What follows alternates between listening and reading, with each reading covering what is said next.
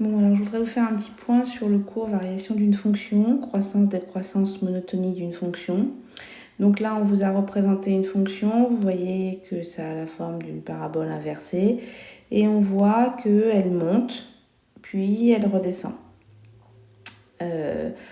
On voit que si les images sont rangées dans le même ordre que les antécédents, la fonction conserve l'ordre, ça veut dire qu'elle est croissante, c'est-à-dire que je vois bien que 1 est plus petit que 2 et que l'image de 1 reste plus petite que l'image de 2. Par contre, pour 3 et 4, 3 est plus petit que 4, mais par contre, l'image de 3 est plus grande que l'image de 4. Donc, on dit que la fonction est décroissante. Bon, alors intuitivement, on dit qu'une fonction est croissante lorsqu'en parcourant la courbe de la gauche vers la droite, on monte. C'est logique. Et décroissante lorsqu'en parcourant la courbe de gauche à droite, on descend. Donc, on peut résumer toutes ces variations sur un tableau de variation. Et que fait-on quand on fait un tableau de variation ? Il se présente au début un petit peu comme un tableau de signes. C'est-à-dire que la première ligne, c'est les bornes de l'ensemble de définition et que en fait, c'est votre axe des abscisses, donc il faut absolument que ce soit bien rangé dans l'ordre. Et puis, donc on a les bornes qui définissent la fonction sur laquelle elle est représentée.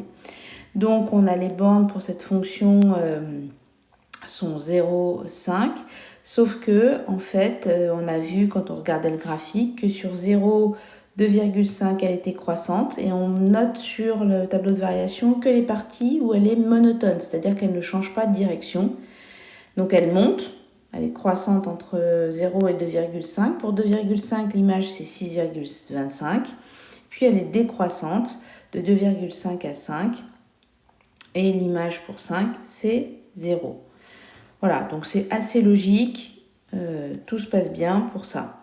Déterminer graphiquement les variations d'une fonction et dresser un tableau de variation. Je vous ai proposé une petite vidéo d'Yvan Monca que vous avez pu aller regarder. Donc donner son ensemble de définitions, je vois bien que la courbe est représentée sur moins 5, 7. C'est ça, je le lis sur l'axe des abscisses. Donner les variations de la fonction, je vois qu'elle est d'abord décroissante, puis croissante, puis décroissante, puis croissante. Sur les parties où ça ne change pas de direction, donc c'est monotone. Donc je peux dire que la fonction est définie sur moins 5, 7. La fonction est croissante sur les intervalles moins 4, 0 et 5, 7. Et elle est décroissante sur les intervalles moins 5, moins 4 et 0, 5. Le maximum, si je prends tout l'intervalle complet, eh bien c'est 3,5 et il a pour x égale 0. Et le minimum, c'est moins 4 et il est atteint quand x est égal à moins 4. Donc ça nous donne le tableau de variation suivant où j'ai reporté les images au fur et à mesure des points d'inflexion de la courbe. Donc dernier petit point, définition, soit une fonction définie sur un intervalle i. On dit que f est croissante sur i signifie que tous les réels a et b de i sont rangés bien dans le même ordre. Si A est plus petit que B, alors l'image de A est inférieure ou égale à B.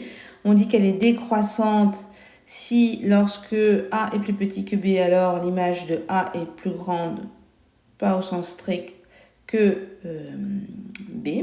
Et on dit que F est constante si les images sont égales. Et on dit que F est monotone, ça c'est lorsque elle est soit croissante, soit décroissante sur I. Donc je vous ai rappelé une petite remarque, une fonction croissante conserve l'ordre, une fonction décroissante renverse l'ordre. La courbe représentative d'une fonction constante est parallèle à l'axe des abscisses, ce qui est assez logique. Si toutes les images sont égales, alors ça forme une droite qui est parallèle à l'axe des abscisses.